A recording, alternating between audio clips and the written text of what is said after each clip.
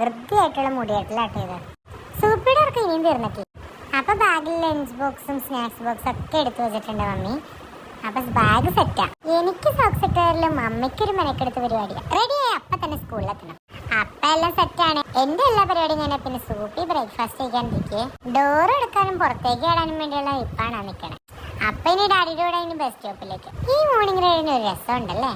ഞാൻ പോയി കഴിഞ്ഞപ്പോ തന്നെ മീൻ കൊണ്ട് നിൽക്കുവന്ന് സൂപ്പി അത് നോക്കി നിൽക്കണം. ഡാഡിയെ കണ്ടു ഡാഡിയുടെ ബാക്കി ചായ ഇവിടെ ഇരിക്കുന്നുണ്ട്. അപ്പൊ ഡാഡിക്കുള്ള ഫുഡ് ഉണ്ടാക്കലാണ് ഇനി മമ്മിയുടെ പരിപാടി.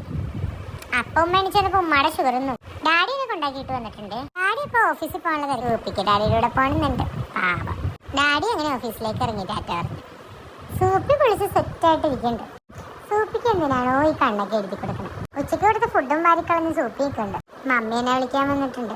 അപ്പോഴേക്കും നല്ല മഴയായിരുന്നേ. അങ്ങനെ ഞാനെത്തി. അപ്പൊ ഇനി വീട്ടിലേക്ക്. അപ്പൊ നമ്മളിന്ന് കുഞ്ഞാവനെ കാണാൻ പോവാം. ഡ്രസ്സൊക്കെ മാറി ഉമ്മനെയും കാത്തിരിക്കണ ഇപ്പാണ് നിൽക്കണേ. ഇന്നിപ്പോ ബേബിയുടെ വാക്സിനേഷൻ ഡേ ആയിരുന്നു. ബേബി നല്ല കരച്ചിലാന്ന് പറഞ്ഞുകൊണ്ടാണ് ഞങ്ങളൊന്ന് കാണാൻ പോകുന്നിരുന്നു. അങ്ങനെ ഉമ്മ ഓട്ടോയായി വന്നു. ഇനിയിപ്പൊ കുഞ്ഞാവയുടെ അടുത്തേക്ക് പോവാണ്. വാവാന്ന് പറഞ്ഞുകൊണ്ട് തന്നെ സൂപ്പിക്ക് കണ്ണിക്കുത്താലോ എന്ന് സൂപ്പി സന്തോഷത്തോടെ ഇരിക്കുക. ഓട്ടോറിക്ഷയിൽ പോകുന്ന ഓരോ ട്രിപ്പും ഞങ്ങൾക്ക് ഫേവറേറ്റാണ്.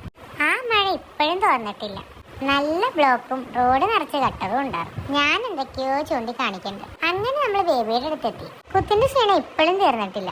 ഞങ്ങൾ തിരിച്ചു വരാതായപ്പോഴത്തേക്കും ബേബി എണീറ്റു. അപ്പൊ ഞങ്ങളെ ബഹങ്ങളൊന്നും ഇല്ലാത്ത ബേബി ഇറങ്ങിക്കോട്ടെ. ഞങ്ങളപ്പോ വീട്ടിലേക്ക് വന്നു. സൂപ്പി നല്ല കാഴ്ചയും കണ്ടിരിക്കുക ഓട്ടോയില്. ഉച്ചയ്ക്ക് ഇല്ലാത്തോണ്ട് തന്നെ എനിക്ക് നല്ല ഉറക്കം വന്നു. അങ്ങനെ വീട്ടിലെത്തി ഫുഡ് കഴിച്ച് ഞങ്ങൾ അങ്ങ് ഉറങ്ങി. Okay bye.